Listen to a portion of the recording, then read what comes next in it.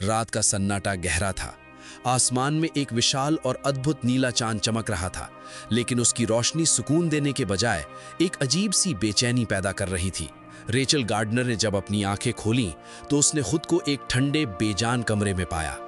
चारों तरफ कंक्रीट की दीवारें थीं और कमरे में केवल एक पुरानी कुर्सी और कुछ मॉनिटर रखे थे। रेचल को याद था कि वो अपने माता पिता के साथ किसी अस्पताल में गई थी। उसे कुछ धुंधली यादें थीं, चीखें, खून और पुलिस की सायरन। लेकिन वो यहाँ कैसे पहुंची? ये सवाल उसके नन्हे दिमाग को झंझोर रहा था। उसने खिड़की से बाहर देखा, जहां वो नीला चांद उसे घूर रहा था। क्या ये चांद असली है? उसने खुद से पूछा। उसे ऐसा महसूस हो रहा था जैसे वो किसी बुरे सपने में कैद हो गई है। कमरे से बाहर निकलते ही उसे एक लंबा गलियारा मिला। दीवारों पर अजीबोगरीब सुरक्षा कैमरे लगे थे जो हर पल उसकी हरकत पर नजर रख रहे थे। चलते चलते उसकी नजर दीवार पर लिखे कुछ शब्दों पर पड़ी। तुम वास्तव में कौन हो? खुद से पूछो। क्या तुम एक फरिश्ता हो या एक बलि, सैक्रिफाइस? ये शब्द किसी पहेली की तरह थे। रेचल को समझ नहीं आ रहा था कि उसे बलि क्यों कहा जा रहा है। जैसे ही वो आगे बढ़ी, उसे एक पुरानी टाइपराइटर मशीन मिली। जैसे ही उसने उस पर हाथ रखा, मशीन खुद ब खुद चलने लगी। उस पर शब्द छपने लगे, उसका नाम, उसकी उम्र और उसका पता। ऐसा लग रहा था जैसे कोई अदृश्य शक्ति उसे पहचान रही है। अचानक एक लिफ्ट का दरवाजा खुला। रेचल बिना सोचे समझे उसमें दाखिल हो गई। लिफ्ट नीचे की ओर जाने लगी। एक ठंडी और मशीनी आवाज गूंजी। निचले स्तर की लड़की की बलि के रूप में पुष्टि हो गई है। 26 फ्लोर के निवासी अपना खेल शुरू करें। जैसे ही लिफ्ट रुकी, रेचल एक ऐसी जगह पहुंची जो किसी पुराने कारखाने या गोदाम जैसी दिखती थी।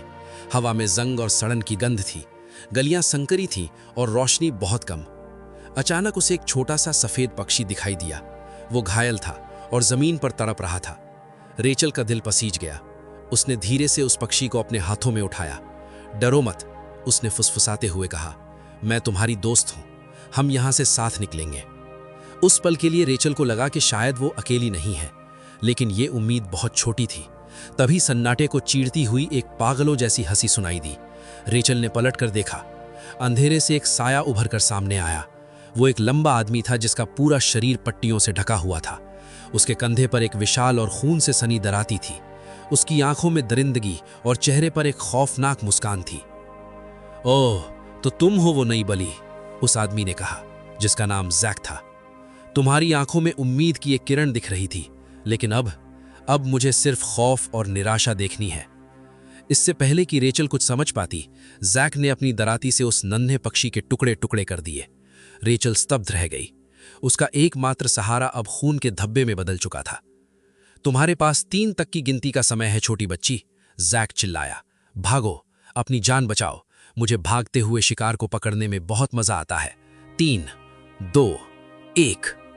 रेचल अपनी पूरी ताकत लगाकर भागने लगी। जैक उसके पीछे था, अपनी दराती को दीवारों पर रगड़ते हुए जिससे चिंगारियां निकल रही थीं। वो भागते हुए एक संकरी गली में मुड़ी और एक लोहे के दरवाजे के पीछे छिप गई। उसका दिल जोर जोर से धड़क रहा था। उसने देखा कि जैक पागलपन में दरवाजे पर वार कर रहा है। बाहर आओ नन्ही गुड़िया, मैं तुम्हें मारना चाहता हूं। रेचल ने हिम्मत जुटाई और किसी तरह वहां से बचकर दूसरी लिफ्ट तक पहुंच गई। जैसे ही लिफ्ट के दरवाजे बंद हुए, उसने जैक को गुस्से में चिल्लाते हुए सुना। वो एक स्तर ऊपर जा रही थी, लेकिन उसे नहीं पता था कि अगला खतरा उससे भी ज्यादा भयानक होने वाला था। लिफ्ट B5 फ्लोर पर रुकी। यहाँ का नज़ारा बिल्कुल अलग था। ये जगह किसी साफ सुथरे अस्पताल जैसी दिख रही थी। रेचल को थोड़ी राहत महसूस हुई। उसे लगा कि शायद यहाँ कोई डॉक्टर उसकी मदद कर सकता है। तभी उसकी मुलाकात डॉक्टर डैनी से हुई।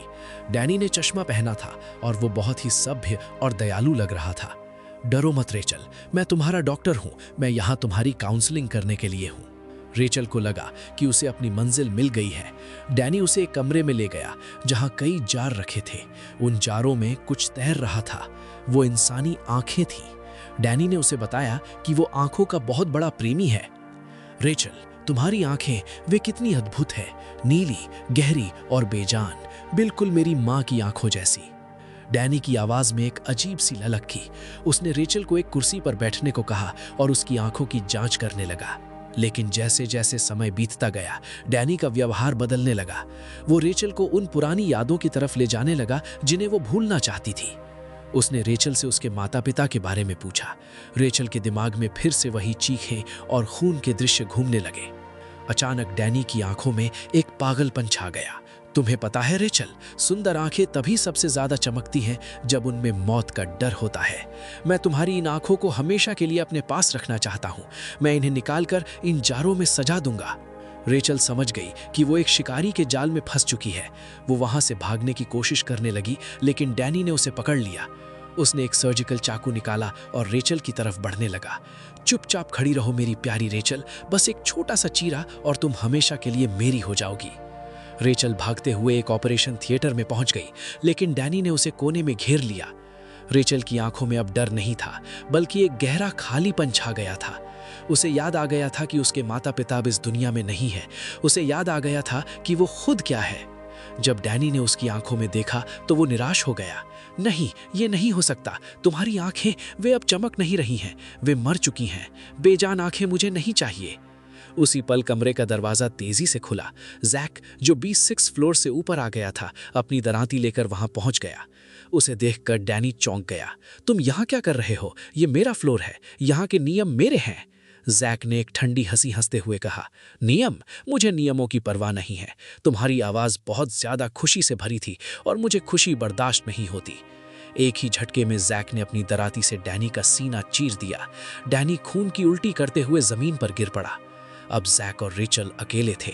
जैक रेचल की तरफ बढ़ा, उसे मारने के इरादे से, लेकिन उसने देखा कि रेचल अब भाग नहीं रही है। वो शांति से खड़ी थी, जैसे मौत का इंतजार कर रही हो। क्या हुआ? भागती क्यों नहीं? जैक ने चिढ़कर पूछा। तुम इतनी उबाऊ क्यों हो गई हो? मुझे ऐसे शिकार को मारने में मजा नहीं आता जो खुद मरना चाहता हो। रेचल ने अपनी गहरी नीली आंखों से जैक की तरफ देखा। उसकी आवाज में कोई भावना नहीं थी। मेरे माता पिता मर चुके हैं। मेरा अब इस दुनिया में कोई नहीं है। मैं अब जीना नहीं चाहती। उसने जैक के सामने हाथ जोड़े और बड़ी मासूमियत लेकिन ठंडे स्वर में कहा, मिस्टर, क्या आप मुझ पर एक एहसान करेंगे? कृपया मुझे मार दीजिए। जैक हक्का बक्का रह गया। एक हत्यारे के सामने खड़े होकर कोई उसकी जान की भीख नहीं, बल्कि मौत का वरदान मांग रहा था। जैक ने अपनी भारी दराती को राचेल की गर्दन के पास लाते हुए एक भयानक मुस्कान के साथ कहा, लगता है कोई अपनी जान से हाथ धोना चाहता है। क्या तुम्हें डर नहीं लग रहा? क्या तुम्हें ये खून से सना हथियार दिखाई नहीं दे रहा? जैक उम्मीद कर रहा था कि वो बच्ची चीखेगी, रोएगी या अपनी जान बचाने के लिए गिड़गिड़ाएगी। उसे शिकार का खौफ देखना पसंद था, लेकिन राचेल ने पलक तक नहीं झपकाई। उसने अपनी धीमी और भावनाहीन आवाज में कहा, असल में क्या मैं आपसे एक मदद मांग सकती हूँ? श्रीमान, अगर आप चाहें तो कृपया मुझे मार दीजिए। जैक का सारा उत्साह एक झटके में ठंडा पड़ गया। उसने अपनी जिंदगी में कई लोगों को मारा था, लेकिन किसी ने आज तक उससे मौत की भीख नहीं मांगी थी। उसे यह बात बहुत अजीब और चिड़चिड़ी लगी। उसने चिल्लाते हुए कहा, यह सबसे बकवास बात है जो मैंने आज तक सुनी है। मुझे तुम जैसी मरी हुई गुड़िया को मारने में कोई दिलचस्पी नहीं है। अगर तुम में इतनी बातें करने का दम है तो लड़ने की कोशिश करो। मुझे शिकार चाहिए, लाश नहीं। राचेल ने शांत भाव से उसे देखा। उसे समझ आ गया था कि जैक उसे तब तक नहीं मारेगा जब तक वो उसके किसी काम की ना हो। उसने एक सौदा किया, मैं यहां से बाहर निकलने में आपकी मदद करूंगी। अगर मैं ऐसा करती हूं तो क्या आप मुझे मार देंगे? जैक थोड़ा रुका। वो जानता था कि वो खुद बहुत चालाक नहीं है। वो एक कसाई की तरह सिर्फ तोड़ना और काटना जानता था, लेकिन इस पहेली जैसी इमारत से निकलने के लिए उसे दिमाग की जरूरत थी। उसने चिढ़ते हुए कहा, ठीक है, पत्थर की तरह मूर्ख हूं मैं, ये बात सच है। तो सुनो, सौदा पक्का। तुम मुझे यहां से बाहर निकालो और जैसे ही हम आजाद होंगे तुम अपनी ये बेजान शक्ल बदल लोगी। मुझे तुम्हारे चेहरे पर जीने की चाहत या मौत का डर देखना है। तब मैं तुम्हें उसी तरह मारूंगा जैसा तुमने मांगा है। सौदा हो चुका था। एक कातिल और एक ऐसी लड़की जो मरना चाहती थी अब एक ही टीम में थे। एलिवेटर का दरवाजा खुला और वो एक नई दुनिया में पहुंचे। ये मंजिल फ्लोर B4 किसी बेसमेंट जैसी नहीं, बल्कि एक पुराने कब्रिस्तान जैसी लग रही थी। चारों तरफ ईंटों की दीवारें थी और जमीन पर गीली चिपचिपी मिट्टी थी। हवा में सड़न और पुरानी मिट्टी की महक थी। जैक ने अपना पैर मिट्टी में रखते हुए गुस्से में पैर झटके। लानत है, ये मिट्टी इतनी चिपचिपी क्यों है? ये जगह बहुत अजीब है। यहाँ सिर्फ कब्रें ही कब्रें क्यों हैं? राचेल शांत थी। वो धीरे धीरे आगे बढ़ रही थी, जैसे वो किसी पार्क में टहल रही हो। अचानक उसकी नजर एक पत्थर पर पड़ी। उसने रुककर उसे देखा और कहा, ये कब्रें हैं और ये वाली सबसे नई है। जैक ने पास आकर देखा। उस पत्थर पर खुदा हुआ नाम देखकर जैक के रोंगटे खड़े हो गए। हालांकि उसने जाहिर नहीं होने दिया। पत्थर पर लिखा था रैचेल गार्डनर। ओह, तो इन लोगों ने पहले ही तुम्हारे लिए बिस्तर तैयार कर रखा है। जैक ने ठहाका लगाया, लेकिन रेचल का चेहरा अभी भी पत्थर जैसा था। उसने पास में एक और अधूरा पत्थर देखा। वो जैक के लिए था। जैक का गुस्सा 7वें आसमान पर पहुंच गया। किसी की इतनी हिम्मत कि वो आइजैक फॉस्टर यानी जैक की कब्र खोदे? मैं इस पूरी जगह को तबाह कर दूंगा। रेचल ने उसे चेतावनी दी, आप इसे अपनी दराती से नहीं तोड़ सकते, वो टूट जाएगी। पत्थरों के बीच कोई स्विच या रास्ता हो सकता है। जैक ने हार मानते हुए एक कुल्हाड़ी उठाई जो पास में ही पड़ी थी। ठीक है, तुम अपना जासूसी वाला काम करो, मैं यहाँ का कचरा साफ करता हूँ। रेचल ने दीवार में एक दरार देखी जिससे ठंडी हवा आ रही थी। वो उस दरार के अंदर रेंगती हुई एक गुप्त कमरे में पहुंच गई। वो एक रिकॉर्ड रूम था जहां फाइलों का ढेर लगा था। वहीं बाहर जैक पागलों की तरह हंसते हुए कब्रों को तोड़ रहा था। उसे तबाही में सुकून मिलता था। पत्थरों के टूटने की आवाज पूरी मंजिल पर गूंज रही थी। रिकॉर्ड रूम के अंदर रेचल को कुछ दस्तावेज मिले। उसने एक नीली फाइल उठाई जिस पर लिखा था आइजैक फॉस्टर। उसने पढ़ना शुरू किया। जैक का बचपन किसी नाश मार्च से कम नहीं था। उसे एक अवैध अनाथालय में छोड़ दिया गया था जहां हालात बदतर थे। उसे भूखा रखा जाता था और प्रताड़ित किया जाता था। एक दिन उसने अपने अनाथालय के मालिकों को मार डाला और तब से वो एक भगोड़ा कातिल बन गया। फाइल में लिखा था कि वो झूठ बोलने वालों से नफरत करता है और उसे तब मजा आता है जब उसका शिकार डर के मारे भागता है। तभी बाहर से जैक की आवाज आई, हे मरी हुई गुड़िया, क्या तुम्हें कुछ मिला? रेचल फाइल लेकर बाहर आई। उसकी आंखें अभी भी वैसी ही थीं, नीली, गहरी और शून्य। उसने जैक की ओर फाइल बढ़ाई और पूछा, ये आप ही है ना, आइजैक फॉस्टर? आपका जन्म और आपका अतीत सब यहाँ लिखा है। जैक एक पल के लिए ठिठका। उसने फाइल को देखा और फिर रेचल को। उसने अपनी दराती को पत्थर पर रगड़ते हुए एक डरावनी आवाज में पूछा, हाँ वही हूं मैं। तो क्या अब तुम्हें मुझसे डर लग रहा है? क्या तुम भी बाकी लोगों की तरह मुझे एक राक्षस मान के यहाँ से भागना चाहती हो? रेचल ने बिना डरे उसकी आंखों में देखा। नहीं, मैं नहीं डरती। ये सिर्फ एक कागज है जिस पर कुछ सच लिखे हैं। इससे मेरा इरादा नहीं बदलेगा। क्या आप अभी भी मुझे मारेंगे? जैक ने अपना सर खुजाया। उसे समझ नहीं आ रहा था कि इस लड़की के साथ क्या किया जाए। तुम सच में पागल हो। ठीक है, अगर मरना ही है तो पहले मुझे इस मंजिल से बाहर निकालने का बटन ढूंढो। ये कब्रें तोड़कर मैं थक गया हूं। रेचल ने हिसाब लगाया। उसने देखा कि जैक ने जब अपनी खुद की कब्र तोड़ी तो एक छोटा सा लाल बटन दिखाई दिया। जैसे ही जैक ने अपनी भारी कुल्हाड़ी उस बटन पर मारी, कब्रिस्तान की एक बड़ी दीवार खिसकने लगी और एलिवेटर का रास्ता खुल गया। चलो अगली मंजिल पर चलते हैं, जैक ने अपनी दराती कंधे पर रखते हुए कहा। वो उत्साहित था कि वो आजादी के एक कदम और करीब है। लेकिन रेचल के मन में एक अजीब सी हलचल थी। उसे वो गिगलिंग सुनाई दे रही थी जो कमरे में गूंज रही थी। जैसे ही वे आगे बढ़े, अंधेरे में एक नकाबपोश लड़का एडी खड़ा उन्हें देख रहा था। उसके हाथ में एक फावड़ा था और वो धीरे से मुस्कुराया। नमस्ते जैक, एडी ने फुसफुसाते हुए कहा। तुम्हारी कब्र यहाँ नहीं है, लेकिन रेचल की कब्र मेरे पास तैयार है। उसके सामने खड़ा था एडी, एक छोटा लड़का जिसके सिर पर एक अजीब सा मुखौटा था और वो खुद को मौत का कलाकार समझता था। एडी ने बड़े लाड से रैचेल के लिए एक कब्र बनाई थी। उसने उसे फूलों से सजाया था, उसे एक मास्टरपीस बनाने की कोशिश की थी। लेकिन जैक ने अपनी दरांती के एक ही वार से उस पत्थर को चकनाचूर कर दिया था। ओए जैक, तुमने मेरी मेहनत पर पानी फेर दिया। एडी की आवाज में एक अजीब सी मासूमियत और उतना ही गहरा पागलपन था। मैंने उस कब्र को बनाने में अपना दिल लगा दिया था। जैक ने अपनी डरावनी हंसी हंसी। मेहनत? ये कूड़े का ढेर तुम्हारी मेहनत है? ये भद्दी सी चीज मुझ पर जचती भी नहीं। एडी ने अपनी फावड़ा कसकर पकड़ा। अगर ये भद्दी है तो इसका मतलब है कि ये तुम्हारे जैसे घटिया इंसान के लिए ही बनी है। तुम इसमें बिल्कुल फिट बैठोगे। युद्ध शुरू हो गया। जैक की दराती और एडी का फावड़ा आपस में टकरा रहे थे, जिससे अंधेरे गलियारों में चिंगारियां उठ रही थीं।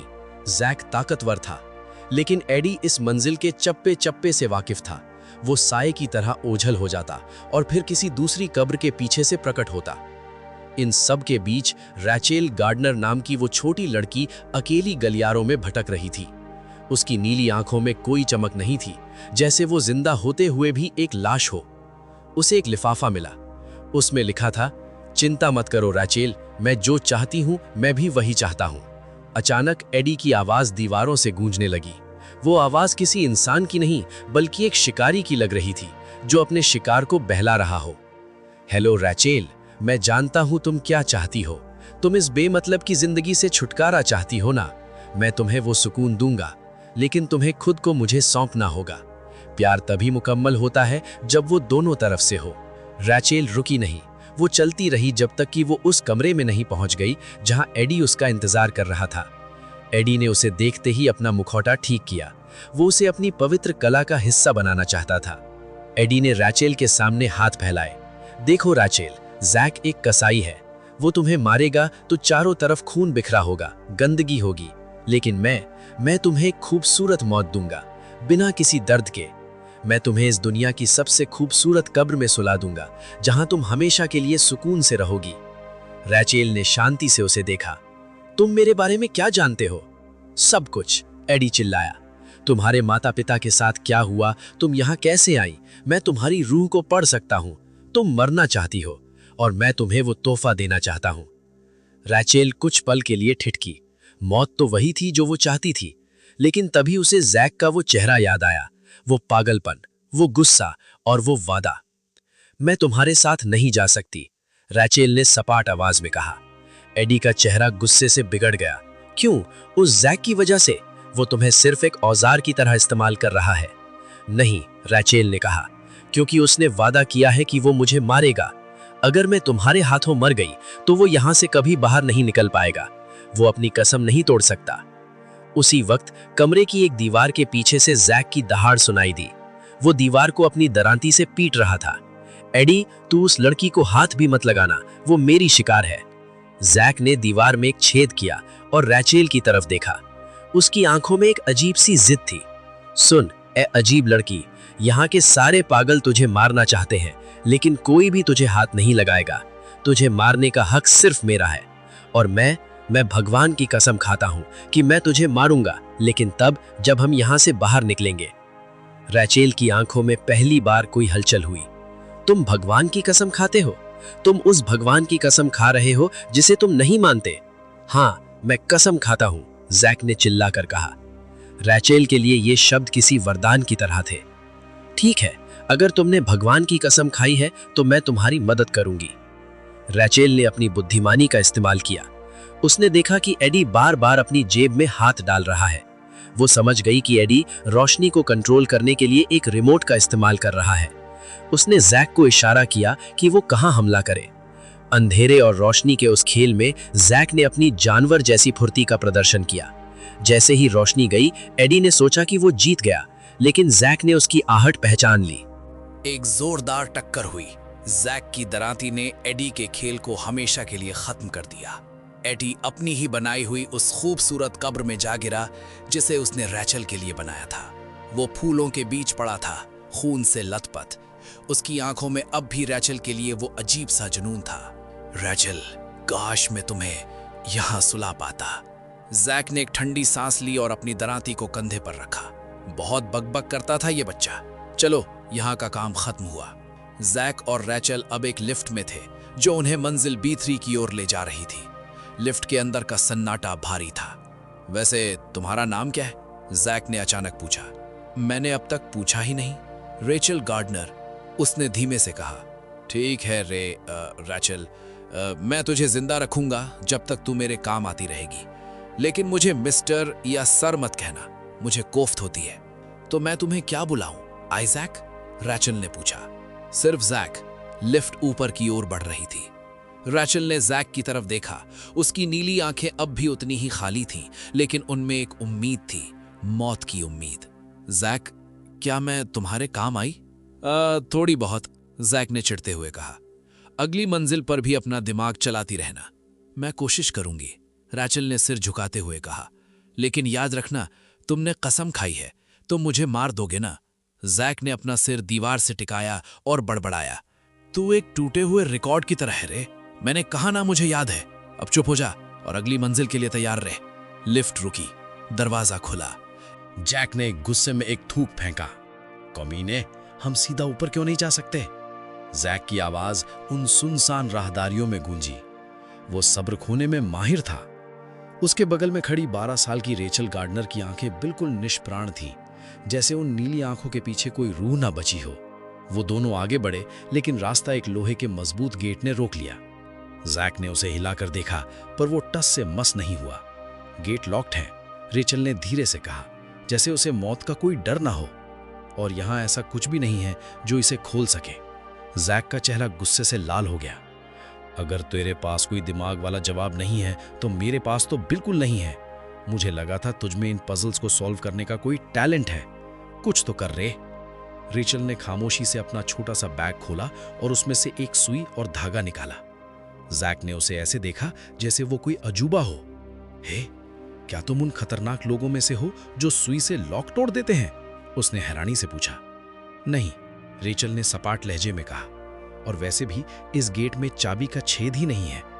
जैक का गुस्सा फट पड़ा। तो फिर इस कचरे का क्या फायदा?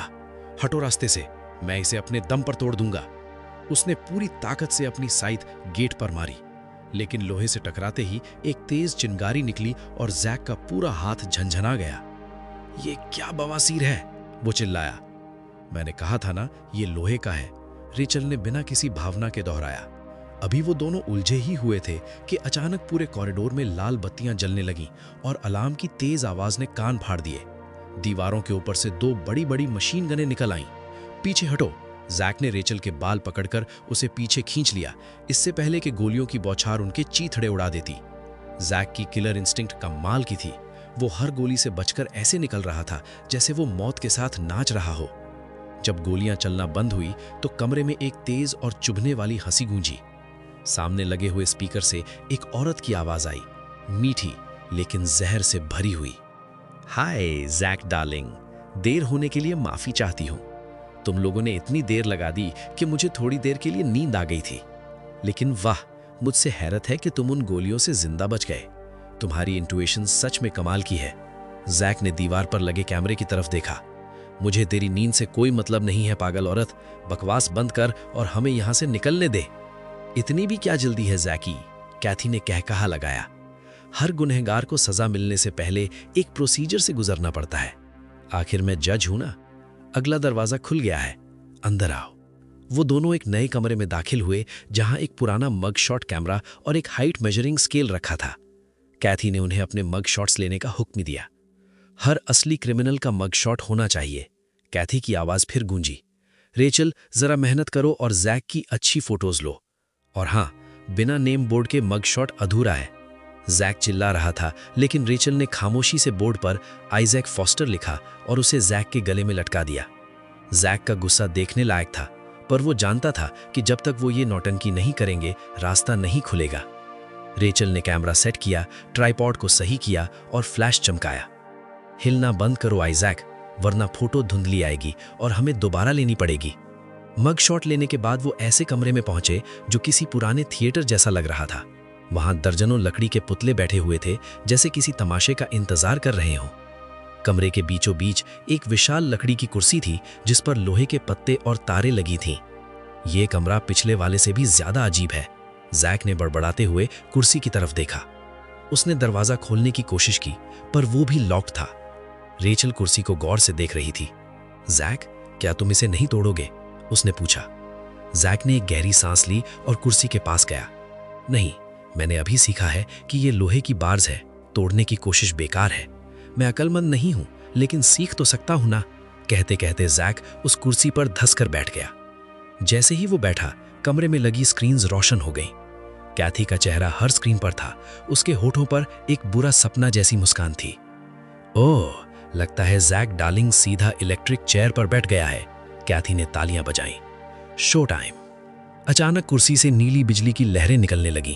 जैक का पूरा शरीर कांपने लगा और उसके गले से एक भयानक चीख निकली। हजारों वोल्ट्स उसके बैंडेजेस के अंदर से होते हुए उसकी हड्डियों तक पहुंच रहे थे।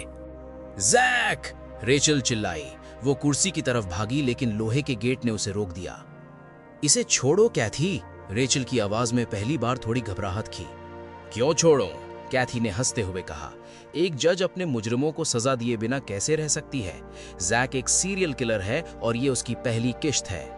रेचल, अगर तुम इसे बचाना चाहती हो तो इस कमरे में एक पजल है। उन पुतलों की आंखों में देखो। जब तक तुम स्विच नहीं ढूंढ लेती, जैक को ये झटके लगते रहेंगे जब तक वो राख न बन जाए। जैक का शरीर झुलस रहा था। उसकी आंखें ऊपर चढ़ गई थीं, लेकिन उसने फिर भी अपनी साइड को कसकर पकड़ा हुआ था। रे, उसने हाँफते हुए कहा, अगर अगर तुझे खुद को काम का साबित करना है तो यही वक्त है। बस एक बात याद रखना, इस औरत को मेरे लिए छोड़ देना। मैं इसे अपने हाथों से मारूंगा। रेचल ने अपने दिमाग को तेज चलाया। उसने देखा कि कमरे में बैठे डमीज की आंखों में अजीब सी चमक है। वो समझ गई। वो एक एक करके डमीज को अपने साइथ से, जो जैक ने पीछे छोड़ दी थी, तोड़ने लगी। हर पुतले को तोड़ने पर बिजली का झटका और तेज होता गया, लेकिन रेचल रुकी नहीं। आखिर में उसने वो सही डमी ढूंढ ली जिसके पीछे लेवर था। उसने लेवर खींचा और बिजली बंद हो गई। जैक कुर्सी से गिर पड़ा। उसका शरीर धुआं छोड़ रहा था, लेकिन वो जिंदा था। उसने हाँफते हुए रेचल को देखा। वो दोनों अब आखिरी कमरे में पहुंच चुके थे। जैसे ही वो अंदर आए, कैथी ने तालियां बजाईं। कमाल है जैक, तुम सच में एक राक्षस हो। कोई और होता तो कब का ढेर हो जाता, लेकिन अब मेरा सबसे पसंदीदा हिस्सा शुरू होता है। दरवाजा बंद हो गया और लॉक होने की आवाज आई। अचानक दीवारों के छेदों से सफेद धुआं निकलने लगा। ये जहरीली गैस है, कैथी ने कहा। यह कमरा एयर टाइट है। मैंने रहम खाकर वहां एक गैस मास्क रखा है, लेकिन दुख की बात यह है कि मास्क सिर्फ एक ही है। और हां, टाइमर शुरू हो चुका है। जब वक्त खत्म होगा तो गैस इतनी तेज हो जाएगी कि मास्क भी बेअसर हो जाएगा। चलो देखते हैं कौन पहले मरता है। जैक ने झपट मारकर मास्क उठाया और उसे जबरदस्ती रेचल के मुंह पर लगा दिया। इसे पहनो, तुम्हारा छोटा शरीर मुझसे पहले बेहोश हो जाएगा। रेचल ने मास्क हटा दिया। नहीं जैक, तुम्हें जिंदा रहना होगा। अगर तुम मर गए तो मेरा क्या होगा? तुमने मुझसे वादा किया है कि तुम मुझे मारोगे। अगर तुम बेहोश हो गए तो ये वादा टूट जाएगा। मैं पजल ढूंढती हूं, तब तक तुम ये पहनो। पागल हो क्या? जैक चिल्लाया। अगर तुम मर गई तो मेरे जैसा गधा यहां से कभी नहीं निकल पाएगा। नो डाइंग रे, मरना मत। दोनों के बीच एक अनोखी कश्मकश थी। आखिर में उन्होंने फैसला किया कि वो बारी बारी से मास्क का इस्तेमाल करेंगे। रेचल फर्श पर रेंगते हुए कुछ ढूंढने लगी। गैस उसके फेफड़ों में भर रही थी। उसे सांस लेने में तकलीफ हो रही थी। तभी उसे फर्श पर खून से लिखी हुई कुछ पुरानी लकीरें दिखीं। उसने धीरे धीरे पढ़ा, जिसका पैर बदसूरत है, वो मूर्ख कातिल जिसने दाहिने पैर से जिंदगी को कुचला था। अगर गुनाह और सजा बराबर हैं तो नर्क में रोशनी चमकेगी। रेचल की नज़र कमरे के कोने में पड़ी, जहां एक पुराना तराजू रखा था। उसके पास ही एक सड़ी गली लाश पड़ी थी। सजा गुनाह के बराबर होनी चाहिए, रेचल ने सोचा। उसने जैक को इशारा किया। जैक ने बिना वक्त गंवाए अपनी साइट उठाई और उस लाश का दाहिना पैर काट दिया। उसने वो पैर तराजू के एक पलड़े में रखा, लेकिन तराजू बराबर नहीं हुआ। कैथी ने कहा था टाइमर खत्म होने पर असली सजा मिलेगी। रेचल ने मास्क जैक को दिया। हमें दूसरे पलड़े में कुछ वजनी रखना होगा जो हमारे गुनाहों के बराबर हो। रेचल ने अपने बैग से वो सारी चीजें निकालकर तराजू पर रख दी जो उसके लिए यादें थीं। जैसे ही तराजू बराबर हुआ, एक तेज रोशनी चमकी और आखिरी दरवाजा खुल गया। कैथी की स्क्रीन्स झिलमिलाने लगीं और उसकी आवाज गुस्से में बदल गई। नहीं, ये नहीं हो सकता। तुम दोनों को वहां मरना चाहिए था। जैक ने एक थूक फेंका और अपनी साइट उठाई। उसकी आंखों में अब वही पुरानी किलर की चमक थी। तेरा वक्त खत्म हुआ जज, अब मैं तेरा फैसला करूंगा। रेचल ने जैक के पीछे चलते हुए एलिवेटर की तरफ देखा। उसके चेहरे पर अब भी वही सपाट भाव था, लेकिन उसके दिमाग में सिर्फ एक ही बात घूम रही थी कि जब तक ये सफर खत्म नहीं होता वो जैक को मरने नहीं देगी, क्योंकि उनका वादा ही उनके जीने की वजह बन चुका था।